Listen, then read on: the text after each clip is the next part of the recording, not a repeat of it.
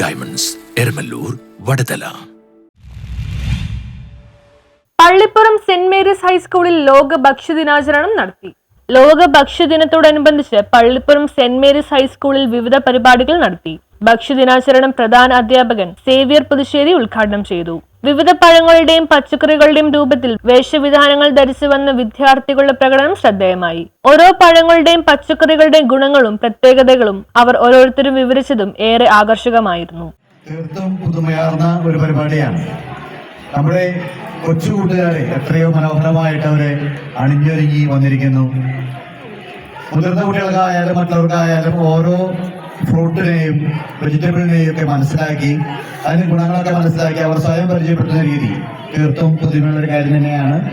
ഇതിനുവേണ്ടി കഠിനാധ്വാനം ചെയ്ത നമ്മുടെ KG ഭാഗത്തെ എല്ലാ അധ്യാപകരെയും ഒപ്പം തന്നെ അവർക്കൊപ്പം കൂടെ ചേർന്ന് നിന്ന് കഠിനാധ്വാനം ചെയ്ത എല്ലാ മാതാപിതാക്കളെയും പ്രത്യേകം അഭിനന്ദിക്കുന്നു.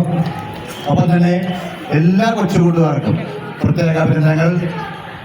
ഇതുപോലെയുള്ള അവസരങ്ങൾ അവർക്ക് കിട്ടുമ്പോഴാണ് പിന്നീട് വീണ്ടും വീണ്ടും നല്ല നല്ല അവസരങ്ങൾ ചെയ്യാനുള്ള ഒരു ആഗ്രഹം അവരുടെ മനസ്സിലേക്ക്.